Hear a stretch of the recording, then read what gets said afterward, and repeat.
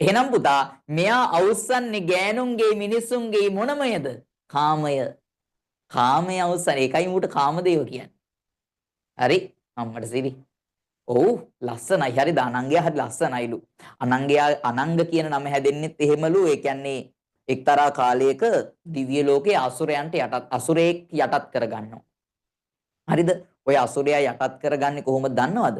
අසුරයා මේ මහා බ්‍රහ්මයාට පුතා යාදිනියක් කරනවා.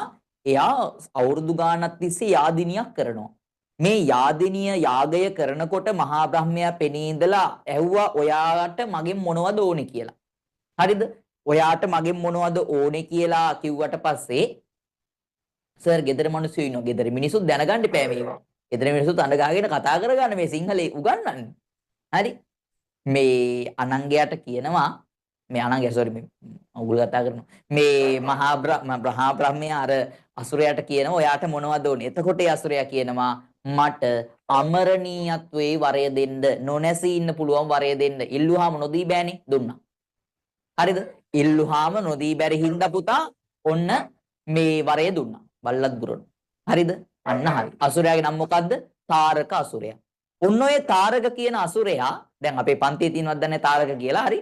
ඒ නෙවෙයි මං කියන්නේ තාරක කියලා අසුරයා කොමාරි ඔය තාරක කියන අසුරයා මුළු දිව්‍ය ලෝකයම යටත් කරගන්නවා. දිව්‍ය ලෝකයේ දිව්‍ය මාලිගා ගිනි තබනවා. දිව්‍ය ලෝකයේ සුරංගනාවියොන් වල්ල ගන්නවා. දිව්‍ය ලෝකයම පුතා මුගේ යටතට ගන්නවා. දෙවිවරු ඔක්කොම ගිහිල්ලා මහා බ්‍රහ්මයාගෙන් ඇහුවා මේකට පිළියමක් නැද්ද? මහා බ්‍රහ්මයා කිව්වා ශිව දෙවියන්ට සහ පාර්වතියට දාව උපදින්නා වූ එක්තරා දරුවෙකුගෙන් මේ අසුරයාගේ මරණය සිදු වෙයි.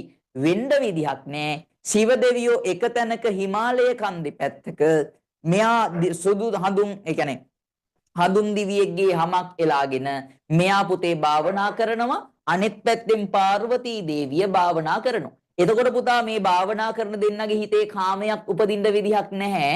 ඒ සඳහා උදව් ගන්නේ දෙවිවරු ගිහිල්ලා කාමදේව හේවත් කවුද? අනංගයාගේ. අනංගයාට කියනවා විදින්න කියලා. අනංගයාට ඊතල පහක් තියෙනවා. ඒ ඊතල පහෙන් එකකින් විද්දානම් වැඩේ ගොඩ. කියනවා එකකින් විදින්න පිස්සු කතා කරන්න එපා. ශිව කියන්නේ ඊශ්වරට තියෙනවා ඇස් තුනක්. එයාගේ මෙන්න මේ නළලේ තියෙනවා ඇහැක්. ඒක ඇරියොත් එහෙම ගිනිදළු පිට වෙන්නේ. මාව පිච්චිලා මැරෙයි. මට නම් බෑ. දෙවිවරුන්ගේ බල කිරීම මත හැබැයි සිද්ධ වෙනවා අනංගයට විදින්න කාටද? ශිවට. හැංගිලා ඉඳලා. හරිද? පාර්වතී ශිව හම්බ වෙන්න ආපු වෙලාවක අනංගයා ඊතලයකින් විදිනවා චොස් ගාලා. හරිද? එතනින් එහාට පුතා ඒ වෙලාවේ කුපිත වූ කවුද? ශිව දෙවියෝ එයාගේ තුන්වෙනි නේත්‍රය ඇරිය ගමන් ඒකෙන් ගිනිදළු පිට වෙලා අනංගයව පිච්චිලා යනවා.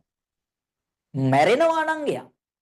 පස්සේ අනේ දෙවිවරු ගිහිල්ලා ශිව දෙවියන්ට කියනවා අනේ එහෙම කරන්න එපා අනේ ආව බේර ගන්න කියලා කිව්වම ආයෙත් නැවත ජීවය ලබා දෙනම හැබැයි ජීවය ලබා ඉපදුනාට එයාගේ අංග ප්‍රත්‍යංග සියලු තැන් පිච්චිලා තිබුණ හින්දා ඌට අංග ප්‍රත්‍යංග පිච්චුන හේයින් අනංග යන නම පට බැඳුනා කියලා විශ්වාස කරනවා.